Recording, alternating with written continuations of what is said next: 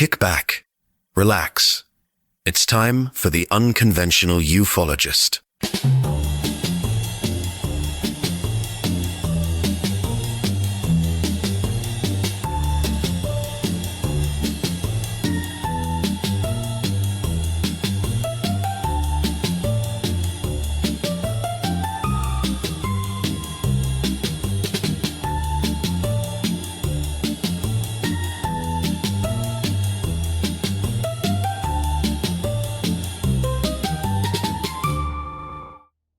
Welcome to this episode of the That's Unconventional Ufologist podcast. My name's Steve and this episode is close to my heart as I'm a fully qualified chef and this story makes me worry about the nutrition of our extraterrestrial visitors. This episode is entitled The Eagle River Protocol, an exhaustive analysis of alien dietary requirements and the unbearable banality of interstellar contact. The human propensity for dramatic escalation is a remarkable, if entirely localised, phenomenon. When confronting the possibility of intelligence from beyond the terrestrial sphere, we instinctively assign attributes of profound wisdom, exquisite technological grace, and an organised genius commensurate with the vast distances travelled. This, however, is where human logic, a highly specialised and frequently malfunctioning tool, begins its structural collapse. Experience, particularly the empirical accumulation of UFO encounters, demonstrates a universal preference for awkward logistics, administrative error, and, most surprisingly, culinary mediocrity, rather than delivering the promised grand cosmic pronouncements. The underlying premise of ufology, as practiced by governmental agencies and academic researchers alike, is the assumptions that great cosmic truths must arrive in packages labelled Urgent Global Paradigm Shift. The truth, as dictated by the operational history of Project Blue Book, suggests that these truths are far more often disguised as minor administrative headaches or, as exemplified by the Simonton incident, low-grade baked goods. Millions of taxpayer dollars and vast reserves of institutional prestige were consumed by the investigation of occurrences that often amounted to nothing more significant than atmospheric refraction, navigational errors, or specifically, in the case of Joe Simonton, 4 unsalted, somewhat greasy pancakes. This profound anticlimax suggests that the selection criteria for first contact are heavily weighted towards statistical insignificance, ensuring that the revelation of cosmic life arrives not with a bang, but with the quiet, unsettling thud of a discarded kitchen utensil. The geographical choice for this seminal 1961 encounter maximised the narrative absurdity. Eagle River, Wisconsin was, in 1961, a small rural community located in the far north of the state. The 1960 census recorded its population at a modest 1,367 individuals. It's now primarily recognised as the snowmobile capital of the world, a title that reinforces its identity as a nexus of highly localised, seasonal recreational pursuits, not interstellar diplomacy. The sheer improbability of an advanced craft traversing light years of space-time only to select a clearing 4 miles west of a community defined by its snowmobile enthusiasm is a powerful counter-argument to any theory proposing intelligent, strategic alien reconnaissance. If the objective was global recognition or data harvesting from a cultural centre, landing near the United Nations headquarters would be appropriate. Landing in Eagle River suggests a mission profile that prioritised isolation, anonymity and maximum administrative confusion. The central figure of this narrative, Joe Simonton, was a 54-year-old, some sources suggest 60 years old, plumber and chicken farmer. He represented the epitome of the unexcitable, non-fame-seeking citizen of the American Midwest. His routine was one of fundamental predictability, a necessary anchor against the chaos of spatial anomalies.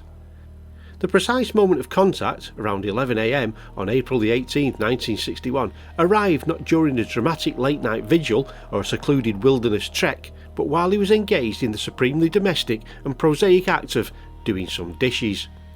This intrusion of the cosmos into the sphere of household chores highlights the universe's complete disregard for appropriate dramatic timing.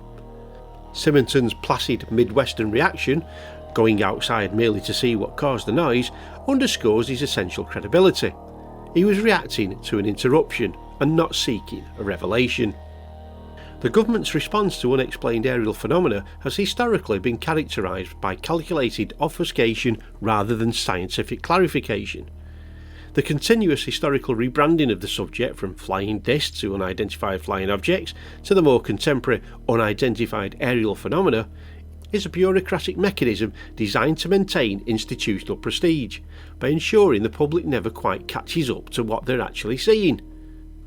An internal 1959 ATIC report, that's the Air Technical Intelligence Centre, acknowledged this inherent failure, stating that Project Blue Book was considered extremely dangerous to prestige. The Simonton file presented the programme with an acute bureaucratic dilemma. How does one file investigate and then publicly rationalise physical evidence that appears to be kitchen waste from an advanced civilization?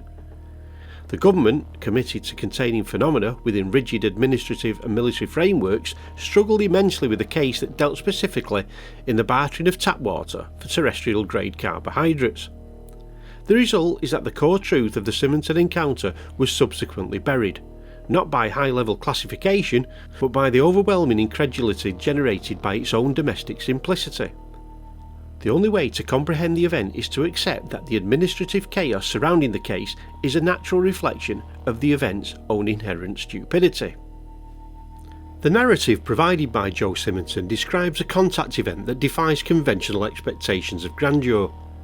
Drawn from his dishwashing duties by a sound, Simonton went outside to observe a metallic, saucer-shaped object hovering directly in front of his house. Crucially, the craft did not land in the traditional sense, but maintained a fixed hover without actually touching the ground. The technological achievement required for frictionless levitation of a metallic object is instantly juxtaposed with the banality of its chosen parking spot, a small clearing near a rural Wisconsin home. Simonton reported seeing 3 occupants through a transparent surface. The physical description of the crew members varies somewhat in official reports, though the general impression is consistent with small, uniform figures. Simonton described them as around 5 feet tall, although one press report suggested an astonishing 3 metres, nearly 10 feet. They were reportedly clad in dark blue or black uniforms, complete with shirts and helmets. The profound question of galactic fashion standards is further complicated by the observation that one of the crew members, identified as the chef, was wearing pants adorned with red stripes. The utility of such decorative trim on an intergalactic culinary uniform remains a critical, unresolved point of cosmic anthropology. The encounter quickly devolved into a silent transaction. One of the beings, clearly in distress or logistical need, presented Simonton with a metallic jug featuring 2 handles, gesturing wordlessly that water was required. Simonton, demonstrating the deep-seated hospitality characteristics of rural life, accepted the request and went back inside his home to fill the container with water. This rapid, wordless exchange is paramount. The transaction implies a critical failure in the alien mission logistics. Why travel interstellar distances only to run out of the most basic necessary resource? It suggests the visitors were not profound thinkers or philosophical explorers, but rather highly specialised and poorly provisioned delivery drivers caught short on their route. The efficiency of the silence suggests a communication barrier so vast that universal gestures, the pointing to the mouth and the jug, became the only viable lingua franca. While providing the water, Simonton peered into the craft and observed one crew member engaged in a highly terrestrial activity: cooking. The occupant was preparing very thin pancakes, around 3 inches in diameter, on a specialised flameless cooking device. This observation is the comedic core of the incident. An advanced civilization capable of bending space-time to appear in Wisconsin utilises a sophisticated flameless grill to produce what amounts to a simple, hot, thin griddle cake. This disparity suggests that while the evolution of propulsion and power generation technology proceeds at an exponential rate across the galaxy, the evolution of recipes remains stubbornly stagnant. Simonton, perhaps motivated by curiosity or a desire to sample the unique cuisine of the cosmos, asked for some of the food. The alien chef promptly handed him 4 hot, greasy pancakes. The encounter was sealed with a culinary souvenir. Following the exchange of water for breakfast items, the object prepared for departure. Simonton reported a highly specific and structurally inefficient manoeuvre. The craft lifted vertically a short distance, then executed a sudden violent and mechanically questionable tilt, reaching almost to a 45-degree angle, before accelerating rapidly away. This particular detail, which seems to run contrary to any expectation of elegant, high-tech flight dynamics, has been noted in other non-culinary contact reports. The observation that advanced craft must perform this specific 45-degree tilt before accelerating suggests that this ridiculous visual effect may, in fact, be a highly consistent characteristic of certain advanced propulsion systems operating under extreme inertial dampening stress. If true, it means that the visual presentation of cosmic power is profoundly disappointing, resembling nothing so much as a dinner plate sliding awkwardly off a table before gaining sufficient speed to escape Earth's visual spectrum. The technical detail is hidden inside the comedic image, reinforcing the concept that the universe is structurally committed to maximum disappointment.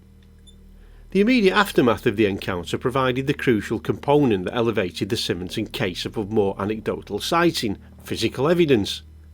Simonton, performing a singular act of scientific self-sacrifice, sampled one of the alien-provided snacks. His review was not positive. He stated, unequivocally, that the items tasted like cardboard. Simonton then contacted the Vilas County Sheriff, who subsequently involved the Air Force. This action transformed the encounter from a plumber's odd morning story into a close encounter of the third kind, requiring formal, bureaucratic analysis. Simonton provided the remaining 3 or 4 pancakes, sources vary on the exact number of surviving artefacts, to the authorities. The entry of the Air Force into the investigation necessitated a profound bureaucratic detour. Project Blue Book, under the supervision of the renowned astronomer Dr. J.L. Hynek, acquired the mysterious discs of extraterrestrial cuisine. The physical evidence, allegedly the byproduct of interstellar travel, was not immediately sent to a hyper-secret quantum physics laboratory. Instead, the artefacts were routed for analysis by Food and Drugs people and the Air Force Technical Intelligence Center. The sheer administrative absurdity of submitting alleged extraterrestrial remnants through a civilian food testing laboratory cannot be overstated. It's a moment where high military secrecy intersects disastrously with mundane regulatory oversight. The results of the analysis arrived with the certainty of scientific disappointment. The findings confirmed a predominantly terrestrial composition: hydrogenated fat, starch, buckwheat, soy and bran.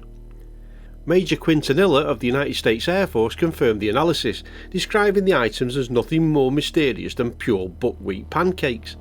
The primary components were revealed to be surprisingly common, cheap and widely available, suggesting that either the alien mission employed the universe's most frugal catering department, or that they possessed the ability to synthesize local, poor-quality resources before landing.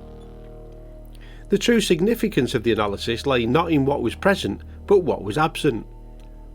The investigators found that the pancakes were completely lacking in salt. This critical sodium deficiency led to a profound yet humorous analytical leap: the inference that the alien crew might suffer from chronic hypertension. The philosophical consequence of this deduction is immense, reducing the cosmic visitors from powerful, unknowable entities to vulnerable beings plagued by universal physiological constraints. The sodium analysis shifts the ufological narrative from existential wonder to basic epidemiology, confirming that even high-tech civilizations struggle with dietary management. While the analysis overwhelmingly pointed towards common terrestrial ingredients, one feature prevented total administrative dismissal. Dr. Hynek's investigation noted that the flour used to make the pancakes came from an unknown type of wheat. This marginal variation, the crucial 1% difference, is the point where the bureaucracy faltered. The evidence was terrestrial, yet not quite terrestrial, allowing the classification to slip into the unknown category and preventing the case from being filed under simple hoax or misidentified cooking mishap. The analysis thus created the principle of minimal distinction. The technological threshold for interstellar travel does not preclude the use of terrestrial-level food chemistry, and the resulting artefacts will always be disappointing because they are merely high-processed local junk. The chemical breakdown of the evidence stands as a monument to disappointing universal uniformity. Despite the chemical analysis pointing towards mundane buckwheat, the human element of the encounter remained irrefutable to the investigators. Dr. Jalen Hynek, the chief scientific consultant for Project Blue Book, was compelled by the witness's character. Hynek concluded that there was no doubt that Mr. Simonton's contact with aliens was a genuine experience. This expert assessment was founded on Simonton's sincerity and the profound lack of motive for manufacturing such a ridiculous tale. Simonton was not seeking fortune or fame, he was simply reporting an interruption in his morning. Hynek's dilemma was foundational. Accepting the honesty of the witness necessitates accepting the impossible event. Faced with an honest witness, physical evidence of terrestrial composition, well apart from the wheat, and a general fear of public ridicule, the Air Force bureaucracy resorted to its ultimate mechanism of administrative surrender. The official Air Force ruling on the Simonton incident labelled it as unexplained. This designation is rarely an admission of extraterrestrial truth. Rather, it's a calculated declaration of administrative incapacity.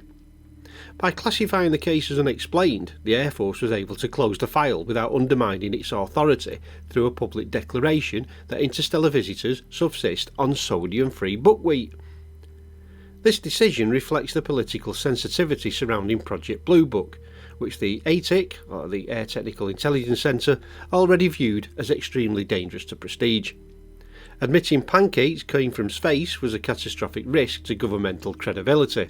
Thus, the unexplained classification acts as a bureaucratic shield, accepting the reality of the witness while rejecting the implausible conclusion of the evidence. Simonton's decision to report the event resulted in a swift and devastating public reaction. He suffered intense ridicule and grief from the local community and the wider media. This public scorn exemplifies a societal mechanism designed to suppress the absurd truth. If the claim is too ridiculous to be a sophisticated hoax, the witness must be summarily ridiculed into silence. Simonton later regretted his honesty, wishing he'd never come forward. This regret serves as a powerful cautionary tale about the high cost of reporting cosmic slapstick, where honesty is punished severely for its inconvenience to the established scientific and social order. The final inevitable conclusion of the Simonton file was the disappearance of the physical evidence. The 4 greasy pancakes, analysed by the United States Air Force, and the focus of such intense scrutiny, subsequently disappeared from Air Force custody. This loss is not the result of a dramatic Men in Black cover-up involving shadowy operatives securing world-altering technology. It's instead the perfect illustration of administrative incompetence. The bureaucracy, having been forced to analyse the unanalysable and archive the unarchivable, simply misplaced the evidence. Dramatic artefacts like alien wreckage are secured with high-level protocols. Ridiculous edible artefacts are categorised incorrectly and vanish into the black hole of misplaced paperwork. The greatest threat to high strangeness research is not sinister conspiracy, but the profound inability of government filing cabinets to correctly label and organise an item that is simultaneously an artefact of first contact and a stale snack. The true genius of the Simonton case for military planners is that the evidence, once analysed as terrestrial, becomes self-debunking in the public sphere, regardless of the official classification. The story was eventually loosely adapted for the TV series Project UFO, cementing its legacy as a peculiar yet ultimately unthreatening anecdote. And for those who might want to go and look up the series Project UFO, the episode comes under Sighting 4012. The Simonton incident, defined by the exchange of a highly anticipated extraterrestrial gift for a remarkably cheap terrestrial failure of flavour, is not an isolated phenomenon. Throughout the 1950s and 1960s, high-profile UFO encounters were frequently defined by the bafflingly terrestrial or ephemeral nature of their physical traces. This consistently suggests that cosmic travellers either rely heavily on local environmental chemistry or are simply pathologically messy. Only 7 years previous to the Eagle River Flapjacks, Europe experienced a wave of sightings defined by high witness volume and ephemeral evidence. In October 1954, a notable mass sighting occurred over Florence, Italy, during a local derby football match. Thousands of witnesses observed cigar-shaped UFOs drifting above the stadium, dropping fine filaments known colloquially as angel hair. This phenomenon, while visually dramatic, resulted in a profoundly disappointing chemical analysis. Scientists examined preserved samples of the hair and found them to consist predominantly of boron, silicon, magnesium and calcium. These are common known terrestrial elements. Like the Simonton pancakes, the angel hair provides a non-culinary parallel. The physical debris left behind by high-tech craft was made from basic, easily explainable terrestrial chemistry. Common minerals versus common grains. The leading sceptical counter-explanation for the angel hair phenomena is rooted in entomological spectacle, the mass migration of spiders using silk threads to balloon across distances.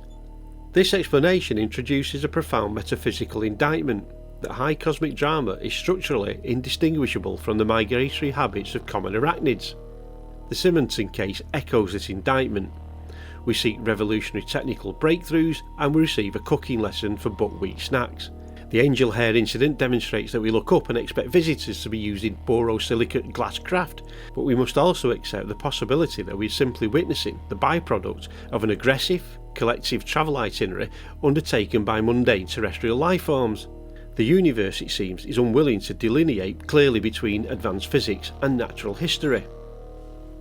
4 years after Simonton's encounter, the Valençol incident in France presented a different category of terrestrial debris. Farmer Maurice Mass reported witnessing a UFO landing and encountered two small beings with oversized heads who temporarily paralysed him using a specialised device. In this case, the evidence wasn't an objects exchange but deliberate damage. The landing site exhibited physical anomalies, a concrete-like hardened area and decayed vegetation, with soil analysis revealing abnormally high calcium levels. The intent, however, remains questionable. Contrasting the Valençol Act, paralysis and soil damage, with the Simonton Act, barter and low-sodium food, implies that alien visitors operate across a broad behavioural spectrum. They may be tourists engaging in transactional exchanges, in the Simonton case, or they may be highly localised vandals and surveyors, as in the Valençol case. What they appear to rarely be, however, are philosophical ambassadors prepared for profound engagement. The Simonton encounter occurred in the same year as the seminal Betty and Barney Hill abduction.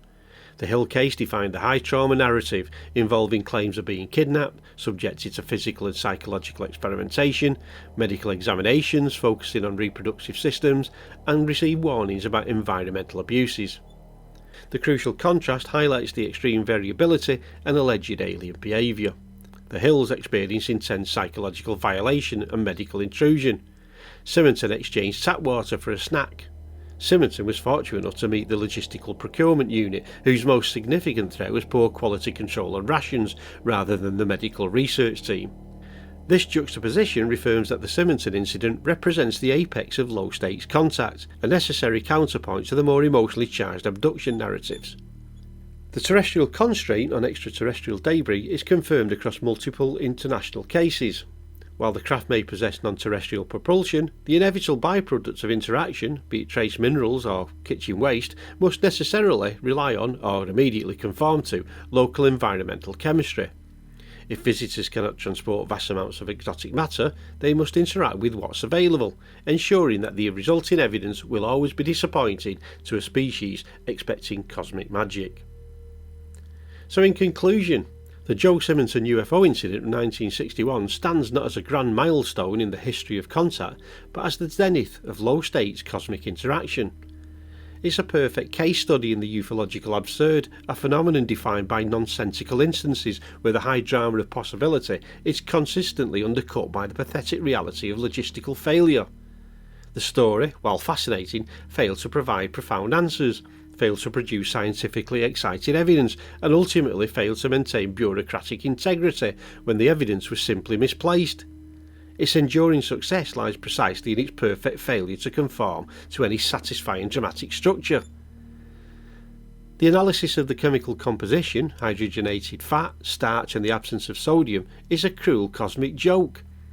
We look up and dedicate vast intellectual resources to anticipating messages of universal unity or advanced physics, only to discover that the most salient piece of information derived from first contact is that advanced civilizations may suffer from chronic dietary deficiencies and lack even rudimentary salt shakers.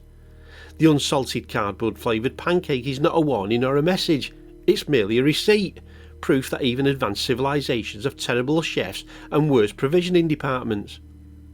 The Simonton case remains officially unexplained, not because it's too complex for human understanding, but precisely because it's too simple, too cheap, and too deeply embarrassing for all parties involved, including the universe itself.